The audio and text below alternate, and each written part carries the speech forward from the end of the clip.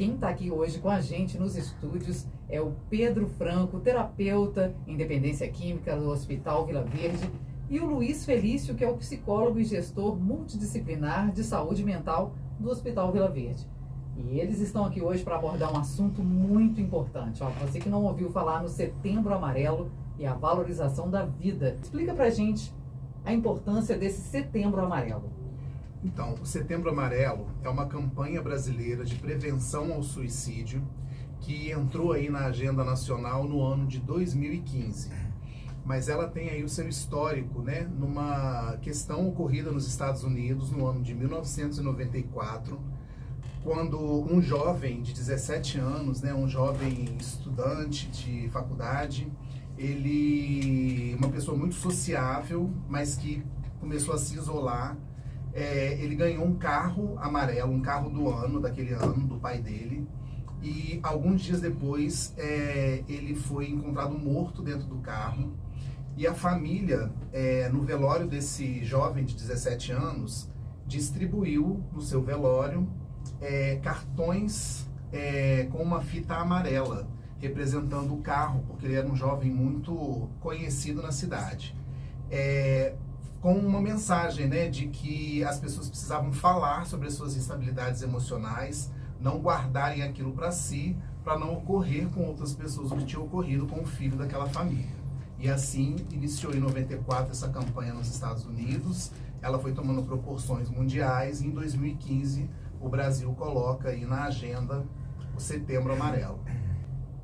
A gente tem, né, os pacientes, eles acabam chegando, né, com essa questão das tentativas de autoextermínio, que a gente nomeia de TAI, as ideações suicidas. É uma realidade, né, há muito tempo. Parece que atualmente é algo que está assim, mais em voga na nossa sociedade.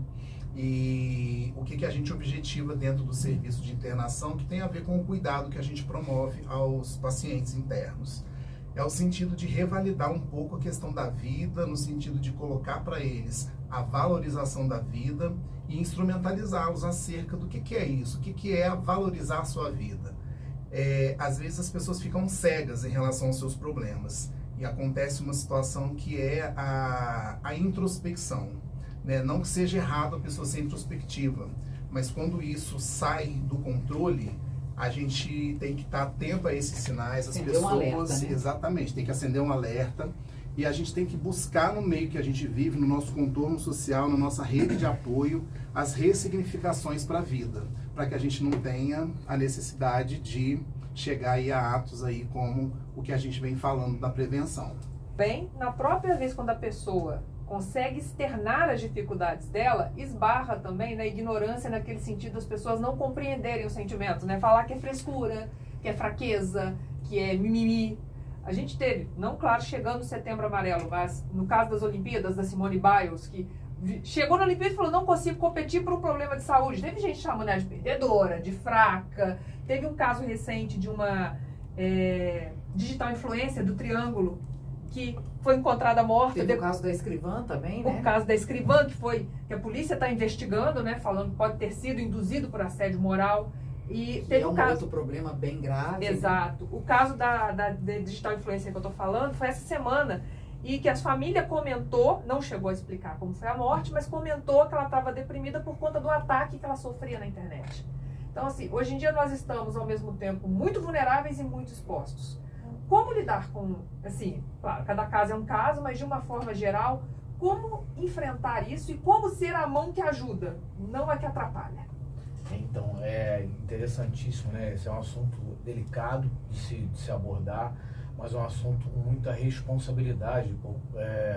Falando como profissional de saúde, existe uma responsabilidade técnica em acolher esse assunto com muito carinho, eu penso assim.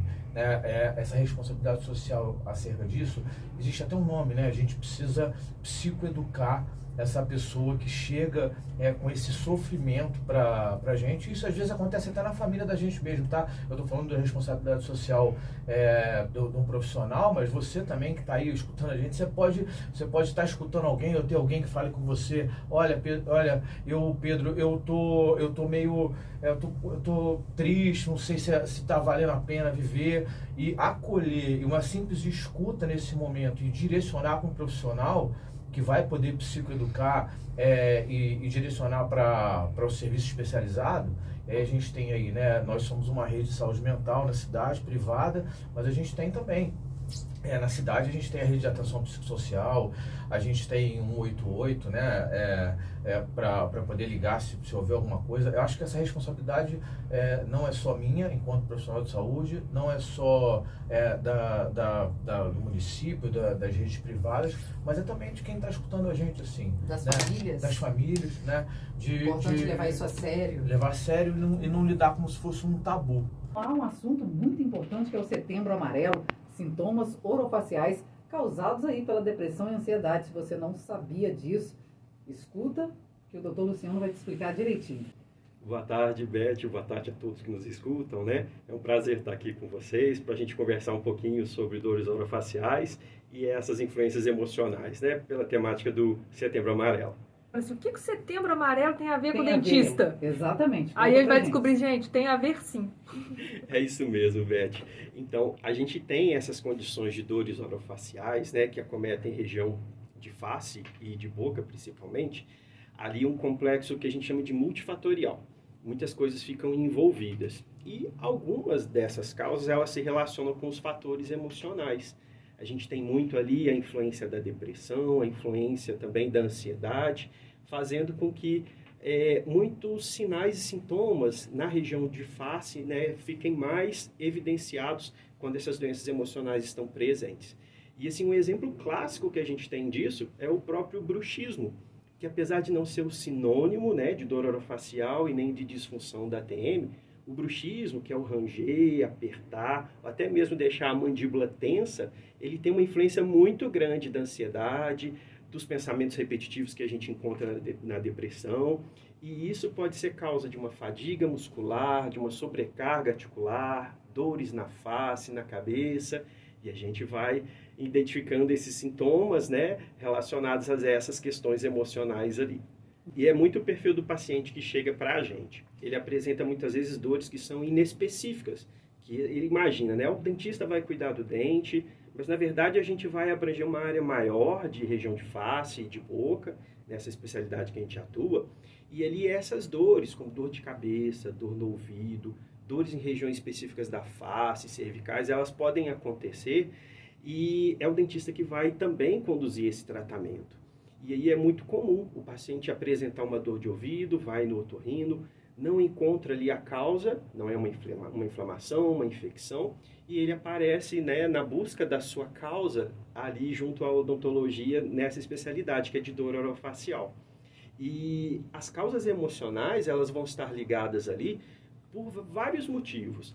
A gente tem a própria dor causando aflição, causando sofrimento, e se ela fica presente por um período muito grande, o sistema nervoso central ele aprende a sentir dor e deixa essa dor mais perpetualizada nessa região. Então, esse mecanismo de dor ele fica de mais difícil controle e aí as questões emocionais também se afloram. O diagnóstico ele não é difícil, mas ele é um pouquinho complexo, que vai exigir o conhecimento de algumas áreas específicas de face, muito por causa da manifestação. Então, por exemplo, uma dor de cabeça, ela pode ter ali várias causas, ela pode ser primária, quando a própria dor de cabeça é uma alteração neurovascular, mas ela pode também ser secundária, como, por exemplo, uma dor de cabeça causada pela disfunção da ATM, que é influenciada pelos aspectos emocionais, pelo paciente que faz o bruxismo, e aí vai manifestar essas dores de uma maneira com características bem específicas. E tem outras manifestações que são relacionadas à parte da otorrino, outras manifestações que se apresentam comum à área dentária tradicional, como quebrar os dentes em decorrência de bruxismo muito intenso, né, algumas fraturas de restauração. Então, todo esse contexto ele deve ser visualizado ali pelo profissional na hora de fazer o diagnóstico e propor o plano de tratamento também. O cirurgião dentista vai falar com a gente sobre o Setembro Vermelho, que é o mês do coração, não é isso, Dan? E muita gente não sabe, né, a importância do diagnóstico aí precoce da endocardite bacteriana. Explica um pouquinho melhor isso pra gente. Isso mesmo. O endocárdio, para a gente começar a entender, o endocárdio é uma membrana que ela vai revestiu internamente o coração. E essa mesma membrana, ela compõe as válvulas cardíacas. E isso, com uma infecção bacteriana que a gente pode ter na gengiva de pessoas que têm problemas periodontais, podem dar um problema muito grande lá na frente. Então a gente está aqui no Setembro Vermelho pedindo, chamando a atenção para que as pessoas comecem a se conscientizar da prevenção da periodontite.